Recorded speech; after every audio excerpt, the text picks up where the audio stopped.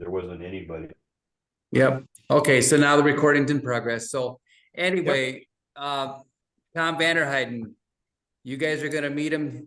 And what we'll do, Tom, is when we get all done, when you get done, then you can introduce Steve, and then Steve, you get to introduce the next guy, and we'll just continue to do that so we're not taking up so much time. So, starting out, thanks for being on board. And thanks, Tom, for being here. You're on. No problem. So Tom Vanderheiden, I'm located in the Minneapolis area. I work with the Ericssons basically for the past 7 years on a lot of different products, but mainly on the calcium enhancement product Calcine. And I'll run through this very quickly and then let Steve go through his. Any of this information is widely available to you, but Calcine basically is used for reduction of salt in areas of fields where you're basically not getting anything to grow or really reduced because of the salts. We use protein, sugars, enzymes, basically to mimic that root exudate to release calcium. It's really easy to handle. It's very safe. It can go through basically any type of equipment because it's all organic acids. And this is kind of how can be placed with a herbicide applied to the spray rigs. It's just a product that allows a lot of flexibility. Again, Brad can comment on it. Brad's used it basically for the last 5 years from there. But because of the CO2 release, but that it helps to out of the carbonates, basically it increases soil and plant health and really works well with the Purple Cow and the other Liquid Plus products that Steve will be covering here in a few minutes. Basically have a program approach to reduce the salts, increase microbial action, and enhance that soil health aspect of the field. And what we see is improved yield in the overall field because we're reducing that salts, decreasing nitrogen needs, and increasing biology from that standpoint. So from there. Now, can I get my computer to move? There we go. Basically what Calcine does is it increases the breakdown of rich calcium products, improves that flocculation, opening of the soil, reduction in soluble salt levels by the end of the first year is pretty much from there. So if you're running over a 2 on soluble salts, we can easily reduce that down into the 0.6, 0.8s. And if you're running up higher than that, where nothing is growing, it may take a year, 2 years, 3 years in order to get that done, but we can get it done from that standpoint. So from there. Reduction in soil pH. So some of you guys may be fighting a high soil pH. We can reduce those carbonates, turn it into CO2, and go from there. So reduce CEC numbers because of that increased flocculation, CO2 production, as I talked about. Reduction in calcium in the water for greater efficacy on chemicals, and increasing the release and holding capacity of nutrients, and increase gram-positive bacteria and mycorrhizal fungi. And those are some of the things we've worked on, and yet a lot to be discovered. This product's been in the ag market just over 10 years. Well, not quite 10 years. May of 2014 is the first time we used it in the Arizona market, brought it to the South Dakota market up in the Groton area during that 2015-16 timeframes. Eric and Jim and Darcy started using it in the northern North Dakota market in the spring of 2017. So basically, how does it work? We take the carbonates, doesn't matter what it is, calcium carbonate, potassium carbonate, magnesium carbonate, that's in the soil. You've got water. Those will break it down. By adding Calcine, we speed that process up. Easiest way for me to look at this is we can disassociate one of those oxygen off here.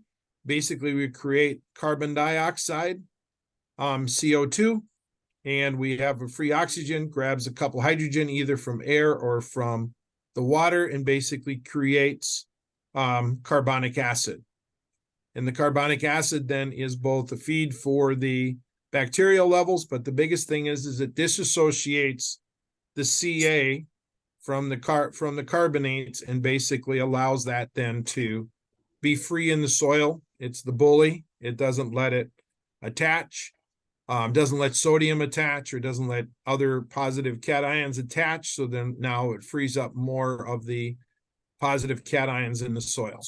Okay. The CO2 is reassociated into carbonic acid, and the exchange occurs here. So there's dissociation, breaking it apart, reassociation, putting it back together, and then the exchange that occurs. So that is new to Brad, new to Jim, and a couple others on this, but Steve and I worked on this very diligently last week with our dealer in Kansas to help him understand kind of how this product works from there.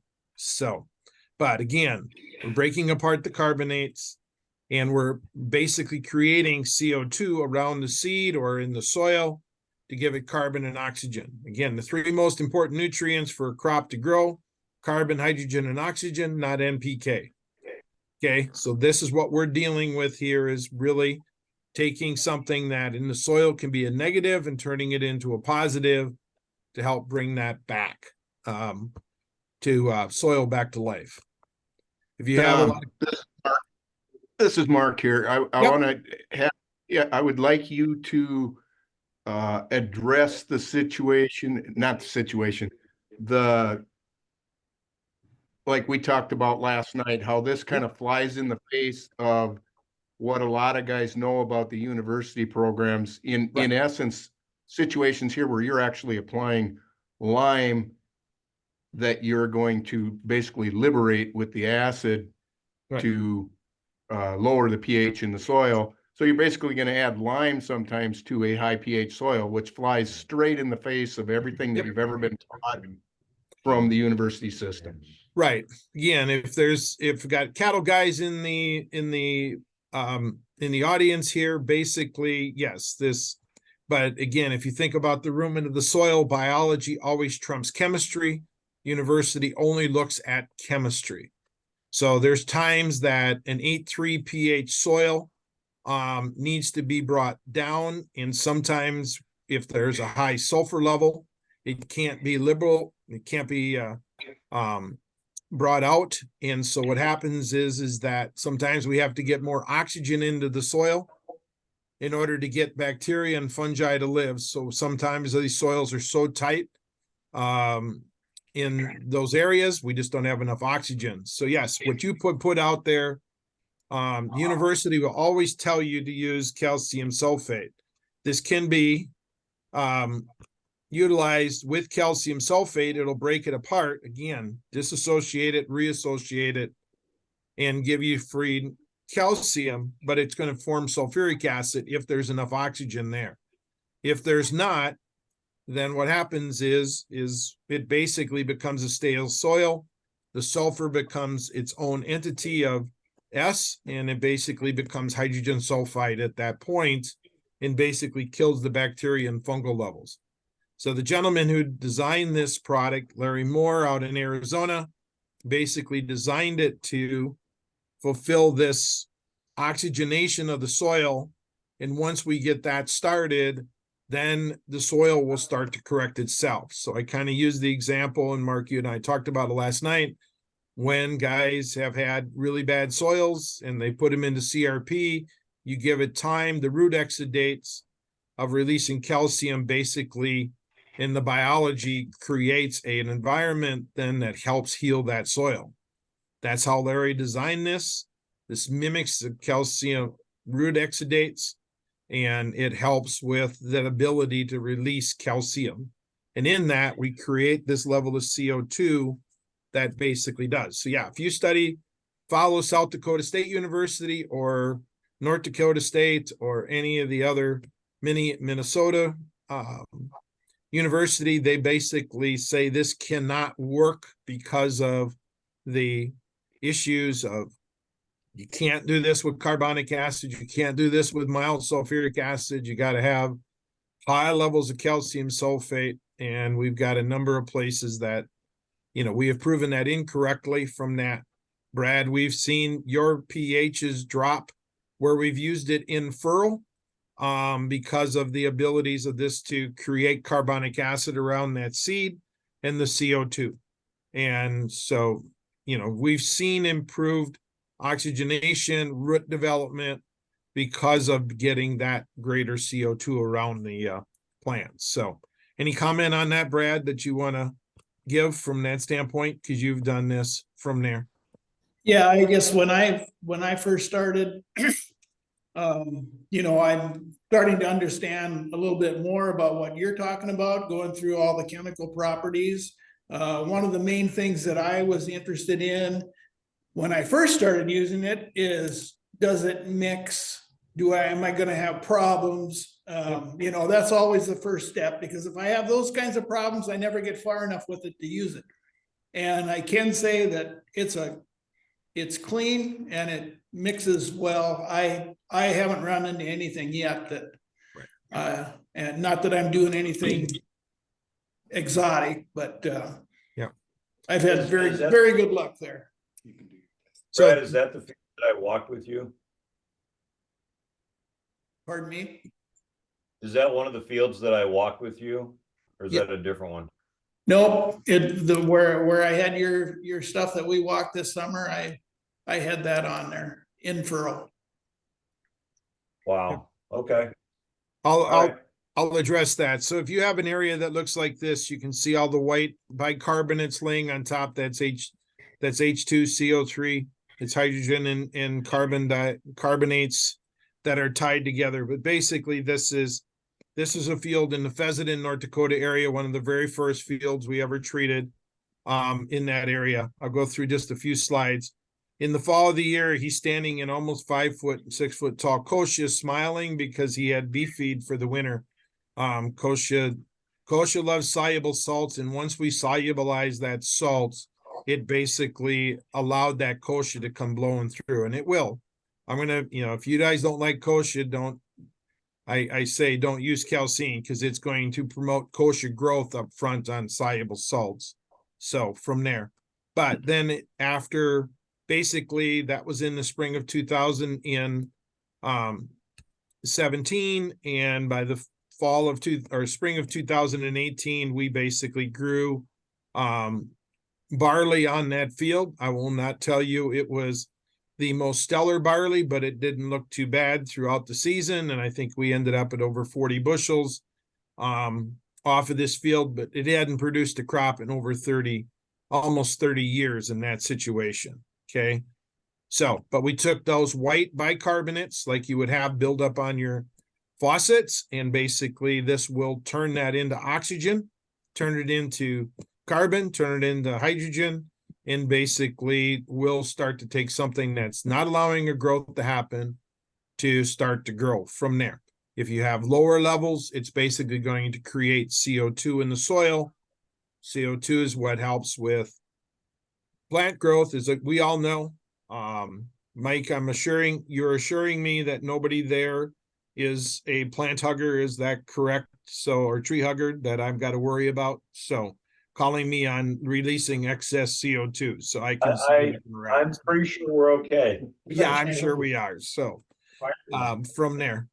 All right. So this is a sugar beet field. I know that doesn't pertain specifically, but this area of the field, you can kind of see it's a single driveway. Hadn't grown a crop in basically 20 plus years due to compaction, due to issues of salt in the soil. And basically this is what it looks like after 3 years of treatment. We ended up with the outer edges. We're starting to shrink those areas. Good beet growth, medium beet growth, still smaller in the center, but at least we've got beet growth. And once we have roots in that root soil, it's starting, and the root exudates are starting, it's really starting to release that opportunity. So this is part of the numbers, but basically we took this from 717 parts per million of sodium, and after 20 months, we were down to 99 parts of sodium from that standpoint in the outer edges and in that area. We put on 4 ton of beet lime with an 8.3 pH soil. My points didn't come up here. And by the time, after 20 months, we were down to 8.1, down to 8 over most of that sample area. So you can see we can drop that. Nitrates were well over 100 pounds. Once we opened that soil, we started to see flushing occur, and basically we got down to 9. We then put it in the worst areas. We went back, retested right in the center after 32 months, and we were at 603. 13 months later, that area was down to 61 when we marked those areas of the field. So that's how we can drop these numbers. You can see what it did for in crop. This was the area where we sampled in 2020. Our calciums are 0.67 in treated and 0.39 in the plant when we looked at it in the untreated areas of the field. Okay, so you can see we were almost double the calcium uptake from that standpoint. We did increase the salt uptake because we are solubilizing those salts in there. The plants took it up and did increase that, but the calcium's enough to offset it. So that's all that really mattered to that plant. So from there, this is really going to be hard to see on a computer screen. So I'm going to bounce through it. This is another area where we treated with an overall field in 22. And basically you can see we dropped the mag by 1,000 parts per million in high mag soils. And we dropped the calciums along with it, but that was a part of the process of doing it. And what we did there, we dropped we actually increased the soluble salts, but we increased the ability of that field to do it. But you can see what happened to the pH, down from 7.8 to 7.3 in that time frame. Yep. So one of the things we're going to do, Tom, if you want it, we're going to be sharing everybody's information with everybody who's listening today, so that we would just kind of step through this and have more information available. So I suppose if you want to introduce Steve, but kind of close out by again letting them know, and then your position, and thank you for being on board. It isn't to shut you down here at all, but to move forward. And so everybody who's listening, everybody's going to learn the information from everybody. Phone numbers, names, proper spelling, including your being able to go online and to speak to these guys again too. So go ahead, Tom. And again, so yeah, guys, all of this was available to any of you to walk through. We can walk through with you at any point from there. So from my standpoint, you can contact me and we'll get all that info to you. And again, these slides are available. So I'm going to introduce Steve Strumbus. Steve is with Purple Cow Organics. Liquid Life Plus is our product that contains, it's a carbon-based extract, and Steve will go through that and give you the background on it. And again, works very well in the overall program in this. So Steve, you're in the Madison area, so I'll let you do your part. So, okay. And I'll get out of stop sharing so you can share. So there you go.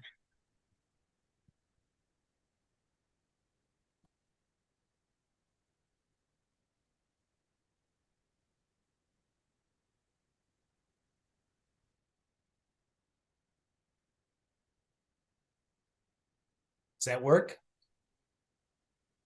I see it. Don't you love it when technology works? It's awesome. I'm happy to be here today. My name, as Tom said, is Steve Stumbris. Purple Cow Organics is a little over 20 years on the biological side of the soil health equation. So what's really important, for the growers is to appreciate, I think, the concept that productive soil has a physical component, really the ability to hold water and moistures. It has a chemistry component, and it has a biological component. What we at Purple Cow focus on is largely the biological component, but what is really unique, different, and a difference maker in the Erickson's program is really that the products that they represent, not only are they better quality products, but you've got a product like Calcine, which can affect the physical properties of the soil. You have fertilizer that's delivered in a much better delivery mechanism, and Warren will talk about that. And then you have biology. When you can do this all together, minerals and carbon and biology, then it works for you. Mike, can you hear me? Are you there, Mike? Oh, you got your mic muted. That's fine. I can hear you now. Yeah, what's up? I wanted to thank you. I don't think I've ever gone into a presentation with so many well thought out questions. These are the list of the 20 questions that Mike sent. I have these all answered. I'm only going to go over 2 of them today, the first 2, but by next week we'll get all of these to Jim and Darcy, and then get them out to anyone who is interested. Just a terrific list of questions on the biological side. Like I said, what I'm going to do today is talk a little bit about the first 2 questions, and then Brad, I'm going to make sure we cover a couple things on the crop residue and pathogen side. So, the advantages of biologicals versus chemistry. I really don't look at this as an either or proposition. Really, biology and carbon is about getting the most from your fertilizer. Mike, you probably be able to speak to this greater than or more than I can, but every seed has an inherent genetic potential. You're not going to increase it. It's our job, our opportunity, just to prevent significant reductions. I think biology in the proper nutrient levels is really about plant available minerals, moisture, and then the biological byproducts, secretions and excretions that produce amino acids, peptides, hormones. I mean, these are really all the things that can help mitigate crop yield potential, and germination and emergence are really the first place to start. The second question was what actually happens in the soil? Well, it's about fixing, cycling, solubilizing, really microbes make nutrients available by mineralizing, solubilizing, chelating, delivering, what the plant needs in a plant available form. And then the other real important component here, it gets back to some of the things that Tom was talking about, is, your soils, they need to breathe. You need to be able to fix the structure, and the microbial byproducts can help with that. So we were really talking about the aggregation, and if you can get, an increase in soil respiration and an increase in soil organic matter, you can see just how valuable that is to the crop. So with all that going on in the soil and so much of it driven by biology, this is my one commercial slide. Speaks a little bit to the benefits of a product like Liquid Life Plus. It's a broad spectrum biological with really thousands of different species of bacteria and thousands of different species of fungi. And really, from a grower's perspective, when you can have a product that does that, it's what's going to increase your chance for success. How you'd use a product, how you'd use a biological. What we talk about is 3 key touch points: directly on or as close to the seed as possible. As an early foliar, again, you want to make sure you have carbon and fertility in that mix, and then either a residue pass or a late foliar. We're going to talk extensively about residue passes here in a minute. The other thing when you're using a biological to consider is every crop has critical growth stages. And if you can get your minerals and your carbon and biology, to that crop or that plant just in advance of that critical growth stage, then you're allowing that plant to get through with less stress, and that's good from a yield standpoint. Many years of third-party trial research data and on-farm trials have led to a high level of confidence with this statement. If you can attach all your mineral molecules to a carbon particle and drive the exchange with biology, your efficiency rate is between 60 to 70% of what you've used in the past. So what I'm saying there is, if you've used 100 units of any fertility input, if you can get minerals attached to the carbon and drive the exchange with biology, you can reduce from 100 to between 60 and 70 units. And we do that with Again, attaching the molecule to carbon and driving with biology and better quality inputs, placed with precision and more frequently applied. Acknowledging that there's a lot of different types of growers in any audience that we speak with. Some growers are going to be max yielders. They're not going to want to talk about reducing other fertility inputs. They're going to want to use carbon and biology to take their yields to the next level. Another group, of thinkers is going to take a moderate gain approach.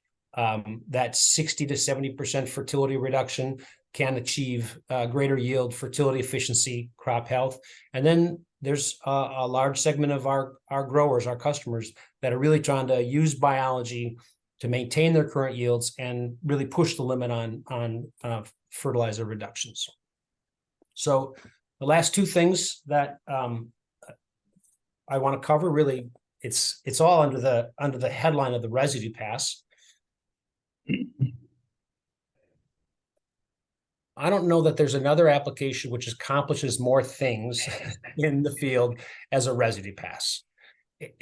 Number one, is going to change the texture of the residue that you have on the field. And the biggest advantage to the textural change is that when you plant the next season, your planting equipment will shatter the residue. It won't bounce off. And what that means is that you can get a uniform planting depth. Number two, the residue itself is full of nutrients. If you haul them, you don't get them. If you burn them, you don't get them. If you bury them deep, you don't get them. If you just leave them sit on the surface, they'll oxidize. You have the advantage, biological digestion gives you the advantage to cycle those fertility inputs from one season to the next. Third, you're building soil carbon. Different than organic matter, soil carbon. If you think about green is what's growing, brown is the residue, black is the dark humified humus product. Again, biology is the driver behind gaining the advantages from green to brown to black and increasing the organic carbon in your soil. And finally, the pathogens can often overwinter in the residue itself. So by making a residue pass, biosanitation is really the disease suppression benefits. We're going to talk about a couple different modes of action as it relates to that. On the left is the untreated area of the previous year's corn stover. On the right, stover from the area treated with CX1 and Boost. You can see the lighter colored, untreated residue is still sturdy, moist, flexible, and not easily broken down by tillage equipment. On the right, the treated area, the stover is like dried charcoal. It will shatter with the first equipment pass of the season. Watch as Carl bends each of these corn stalks from last season. Ready? Yeah. Amazing the difference that is. That's You'll see a line in the field. If you notice the color difference between the treated and the untreated, 6 to 8 weeks, the residue will shatter. And we talked about the advantages there from a uniform planting depth, which lead to yield. The mineral cycling, we'll talk about the carbon to nitrogen ratio, and then of course the pathogen control.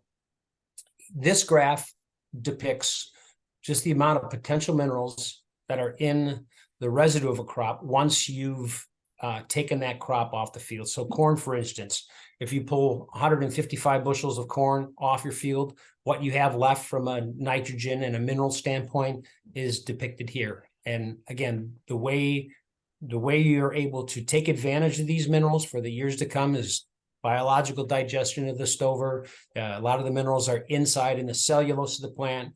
And, one of the best places to store minerals in the body of a microbe, as the microbes metabolize them, change them from one form to the next to the next.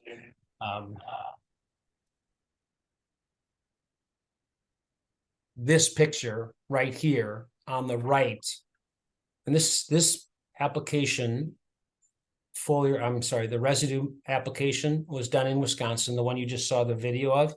This is the picture of the field, the crop the next year. So on the right, you see the side of the field that had the residue application. On the left, did not have the application. There were no other differences in fertility. So what you're seeing here, months after the application, again, from December to August, is the difference in plant health. And the only difference in those two sides of the field was, again, where the minerals were able to be captured more completely from the residue of the previous season. So last topic is pathogen control and really plant health, nutrient density, resiliency. There are 4 modes of action that biology provides. I'm going to speak in a little bit of detail about competitive exclusion. No, I hear it on here. What's that? Pardon me? Competitive exclusion is one organism actually eating another, like as a food source, rendering it no longer harmful to the plant. I'm sorry, that's biosanitation. Competitive exclusion is. I think you can. Can you hear me? Okay. The fungicides, maybe 7-8 years ago, we were putting fungicide on everything on our first spray to kill this and that. And it seemed to work okay for the first year or two. But then after that, our yields started going down, mainly because of this white mold issue we've had. And when you go from having, 50, 60 bushel beans and white mold comes in, it goes down to 10 to 20. Right. And you can't have that. And I think originally it started to help, but now we're having an adverse effect. You felt it. Yes. Killed a lot of Yeah, it killed all the beneficials, right? It just sterilized the soil. It's corn soybean rotation. And then we move ahead to 17, where we're using them pretty heavy now. I think that was maybe the last year of it. And you can see on this 40 up in the corner, the white mold started to devastate it. You move ahead 2 years forward in 19, before we were actually using the sugars and the CX1, and it completely wiped the field out. And then now as we move into last year, it would have had CX1 and the sugar on the corn, and now this year on the soybeans, and there's literally no white mold out there. And I'm guessing it's going to be 15 to 20 bushel more. You've gone, I think you I asked about check strips and you said, no, not this year. It's on all your acres, all your crops. Yeah. So that's a situation where when you can address the residue, use some at planting, have good biology on the leaf surfaces. We've seen this in a wide range of crops and a wide range of situations. The beneficial gram-positive bacteria will actually consume the pathogen and again render it not harmful to the next year's crop. Sudden death syndrome is a little different. That falls under the category of competitive exclusion, and this is just where the good microbes are fending away, keeping the pathogen away from the plant. What you have here is in University of Arizona was trying to help the pea industry in Arizona. The university came to us for some help with this. What you see here is the tip of the pea root and a high-powered microscope showing the biological line of defense around the tip of that pea root. How they again here you see how this pea root is kind of exposed and more vulnerable because it didn't have the inoculant in the in the program. With the inoculant, you can see again this biological line of defense. The way they ran this trial is they plant the peas in these special sacks. They inject the pathogen here. Without the inoculant, these peas become diseased, and you run the same trial, plant the peas, inject the pathogens, but this time when you have the inoculant, in this media, these peas, they remain free from the disease. Again, you can't see it with the naked eye here, but they're protected by biology around the roots of the plant. So that's my a short presentation. Like I said, I will have the answers to the 20 other questions. We'll get them all typed up and I'll get them to Jim and Darcy, and somehow or another we'll get them just distributed to everybody who's interested. Yep. Well, sir, thank you so much. That's great.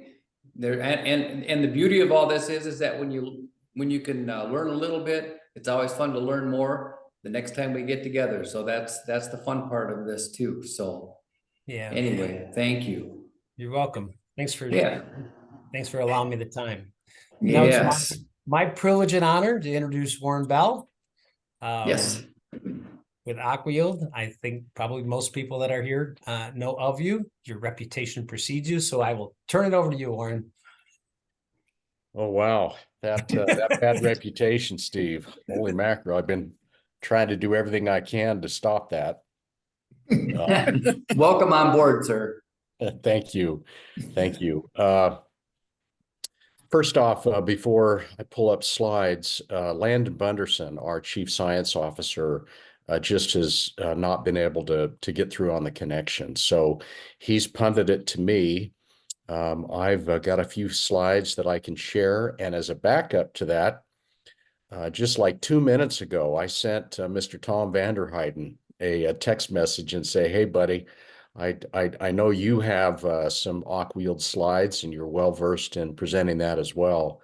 And so if my attempt to load these fails, we'll jump right over to Tom. So Tom, thank you so much for pitching in there. Give me just a moment and let me see what I can do here. Let's see.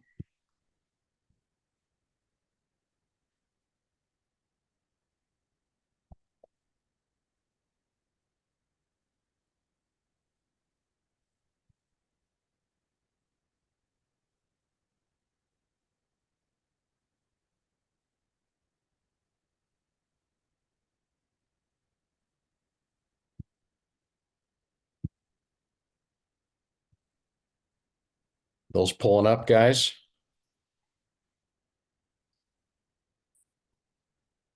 Or am I still blank?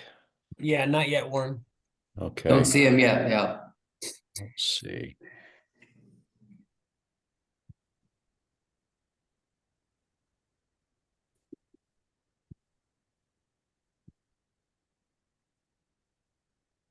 I think if we hit this, it would show you how many more people are on board.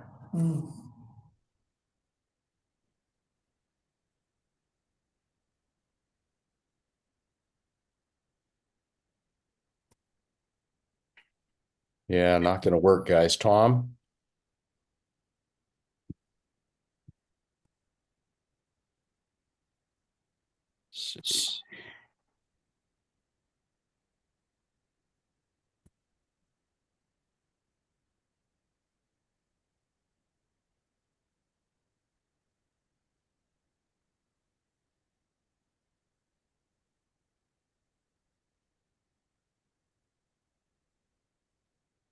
Yeah, sorry, guys. I can't get this to cross over for some reason. Did we lose Tom? I don't know. Tom, are you still on there? I saw him just a minute ago, but I do not see him Yeah, now. he was on there when you were saying hi to him. Yeah.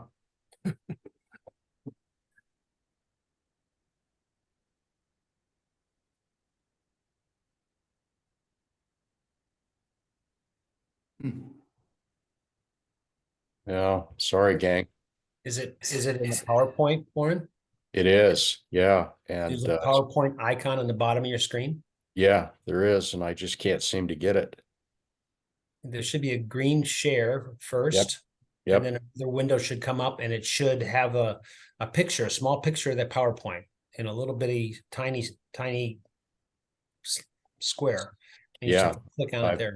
Yeah, got it. Got it, Steve. And All right. clicking the heck out of that button.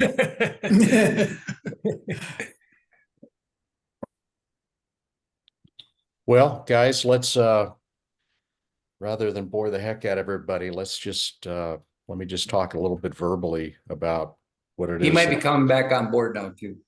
Okay. All right. Great. If he does, then go ahead. Okay. So anyways, thank you all for being here this morning And let me just talk a little bit about Aqua-Yield and what it is that we do. We're a farmer-owned company, and a little more than 10 years ago, we started down this path of trying to match nanotechnology and converting that into an agricultural form, primarily with liquid products. And the goal was to increase efficiency and in some cases reduce cost, and in all cases maintain or increase yield. We've been able to do that over the years, and one of the primary testing grounds for that has been up in the Minnesota, North Dakota, South Dakota area. And we've done quite well, as Jim and Tom and Steve and you know, others have seen in the field. So essentially what we do is we use a porous silica nanoparticle. That nanoparticle is between 1 and 100 nanometers in size. That is the universally recognized size of nanotechnology. Anything that is above that is on a completely different scale, and anything that is above that has problems with plant absorption, cellular absorption. So essentially what we do is we load whatever it is that you're wanting to add to your crop, be it crop protection, or be it plant nutrition, or plant growth regulators. It really doesn't matter. And we essentially increase the efficiency. Scale is really important. And, you know, the old saying that size matters absolutely applies to nanotechnology. One of the slides I was going to show to demonstrate that will indicate that you've got a 1 to 100 nanometer size range, and above that is a whole bunch of stuff, and below that is things like glyphosate, 2 nanometers in size, things like urea, 0.36 nanometers in size, less than 1 nanometer. And I think the main thing to take away from this is that our 100 nanometer nanoparticle, and in all of the products that we sell, you're going to get a mix of anything from that 1 to 100 nanometer scale. That particle is 1,000 times smaller than the average plant cell. And yet it's 1,000 times larger than, say, a nutrient that may be 1 nanometer in size. And so essentially what we do is we use nanotechnology in its surface area and its ability to load both, you know, is slightly charged on the negative and positive side.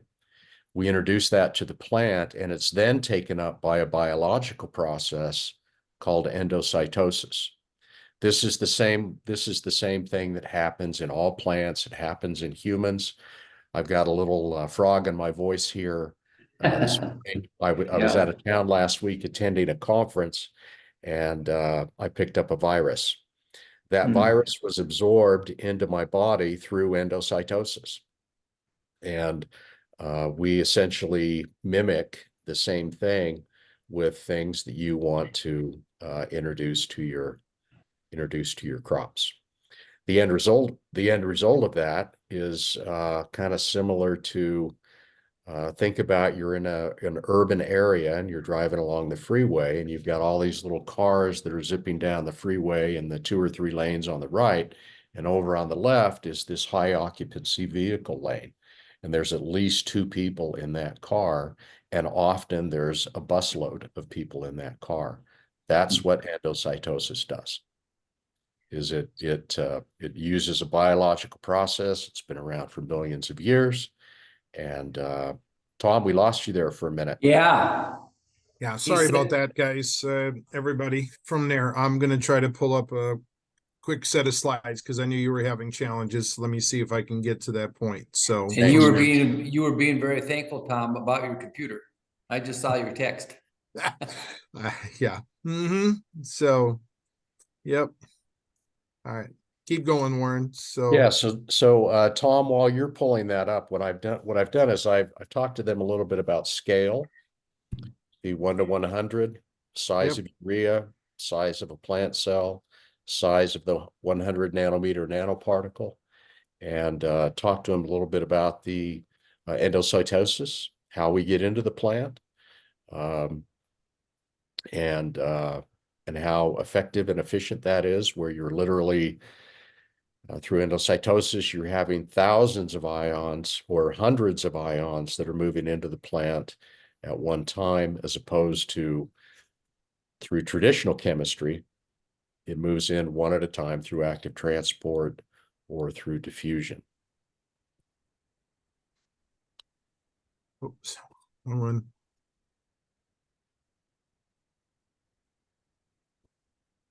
We have a lot of data up in your area, tons of data.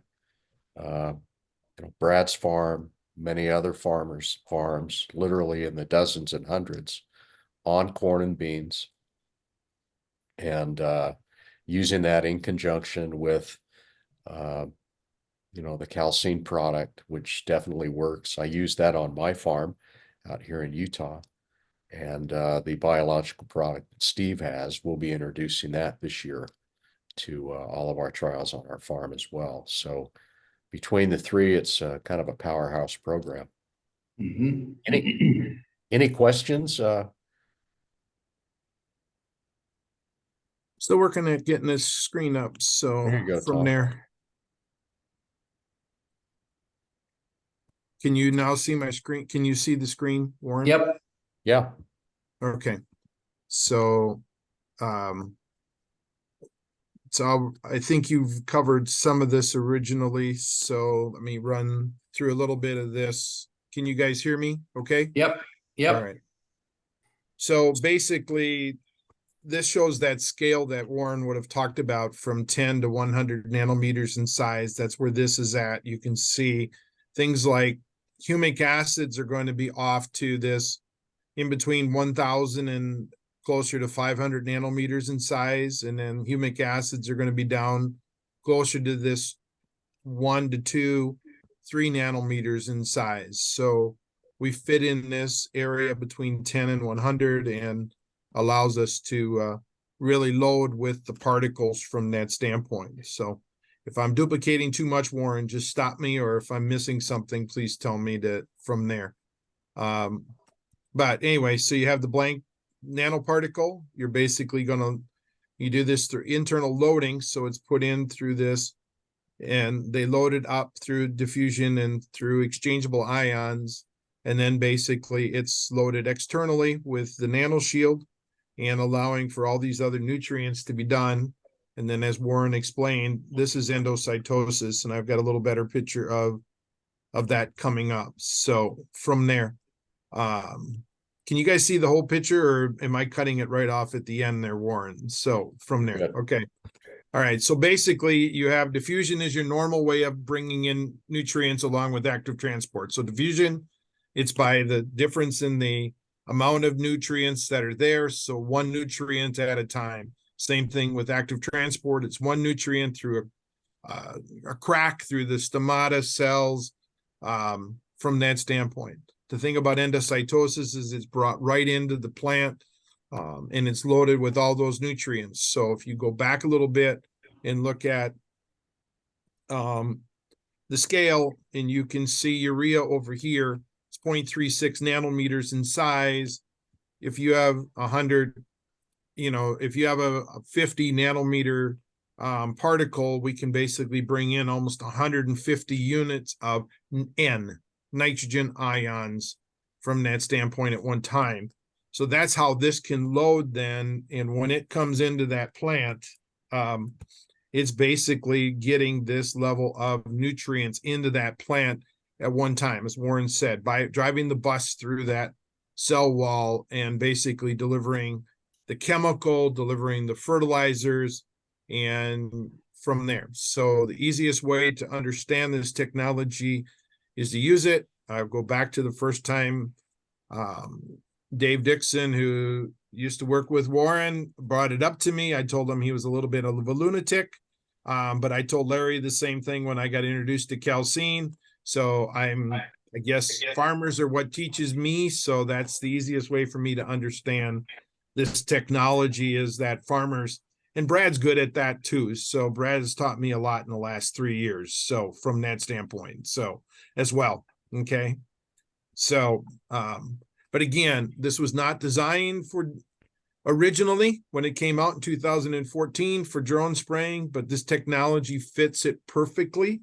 Being able to get nutrients or chemicals delivered to that plant in a very easy and opportune way of being able to get these nutrients when needed on plants from that standpoint. So as you look at this, we can do it through aerial, fertigation, in furrow. Basically, it works through all of these aspects of what we're dealing with. So from there, so if we're working with blank nanoparticles, you basically start with water, or you start with the aspect of the fertilizers.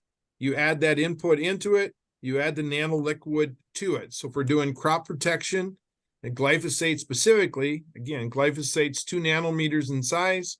So if you got a 50, we can deliver 25 glyphosate ions to that plant. So you would basically have water and the water conditioners, the AMS, those kind of things. You'd add the crop protection along with your nanoparticles, putting them together, inserting them into that tank through the cone. Then you add your surfactants, and you will see a greater efficacy of anywhere from 10 to 15% better kills. So up front, we normally say you just start with the chem and get the better kill on your weeds. And then after a period of time, if desired, we can start to work them down the levels if needed from that standpoint. So from there, these can be put on from low volume all the way to extremely high volume sprays if that's where it's at. So from there, again, we can go through individualized products, but I think the biggest thing is to know we have one for putting in fertilizer, one for putting in chem. So fertilizer is nano N, nano nutrients. Nano Pro is a blank carbon silicate particle that goes in with herbicides. And then you have the preloaded nano Ks, nano Rose, nano Fosses and nano CS and those types of products. So I'm going to kind of stop it there because I know we're running up against the end here. And anything to add to that, Warren? That's just a quick overview that we can get you, again, any of these slides from that standpoint. So from there. Yeah. Hey, thanks, Tom. Really No appreciate problem. that. And folks, Jim and Darcy have a ton of literature that helps to explain different crop programs that we have. Sort of the easy way to adopt with the corn or beans or what have you. And they also have a lot of information that's available to them that can kind of go through different trials that we've had and shows, ROI and that sort of thing. And at a minimum, the ROI of using our products typically is going to run 3 to 1, and it's often higher than that. So yep. Appreciate your time, and any questions, please, ask away.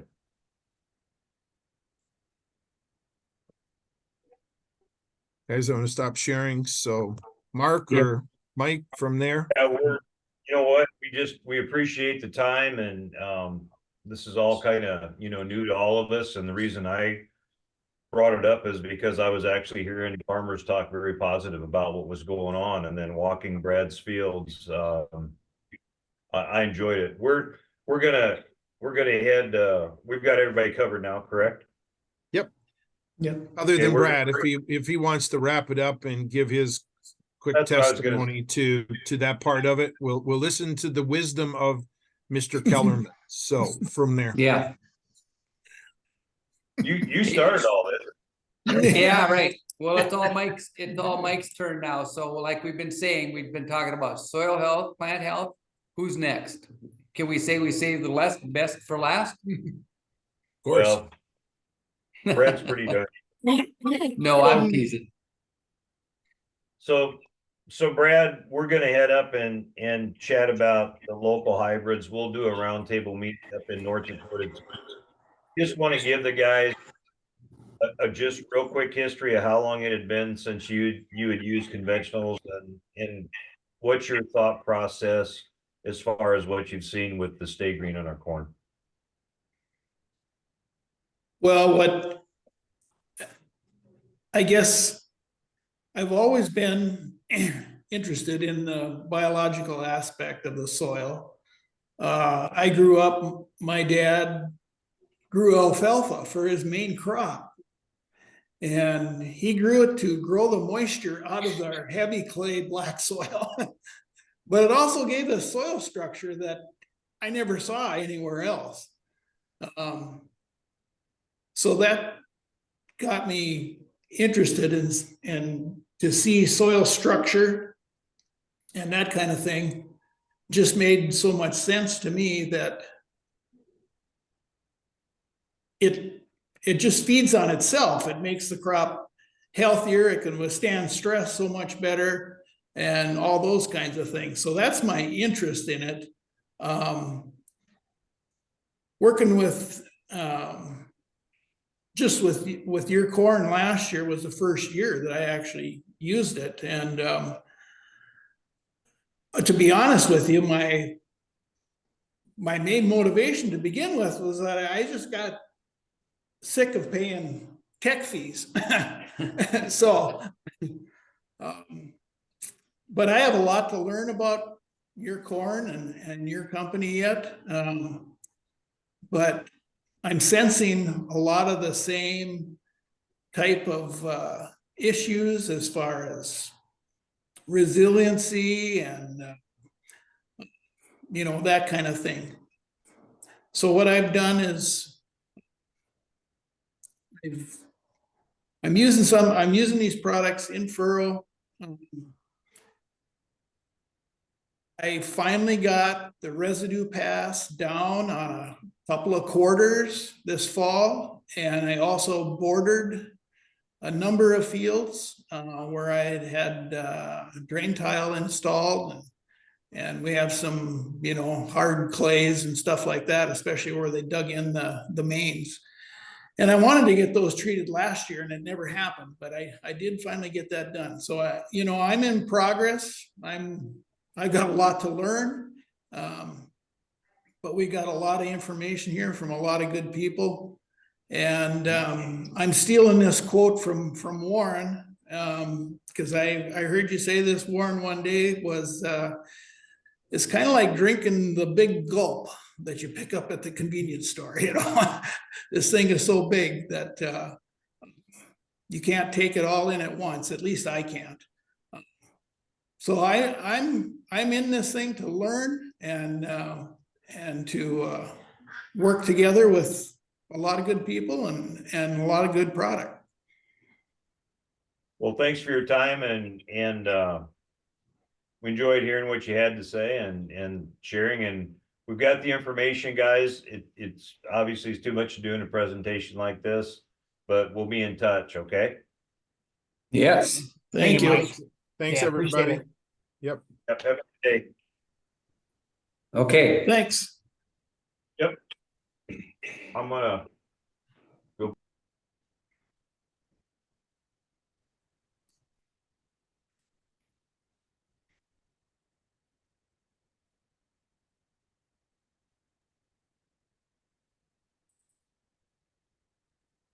That must be it. That's it. See you guys. Yes. Okay, thanks, Tom. Thank you very much.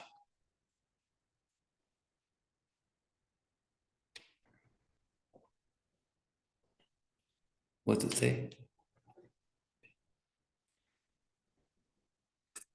and meeting for all.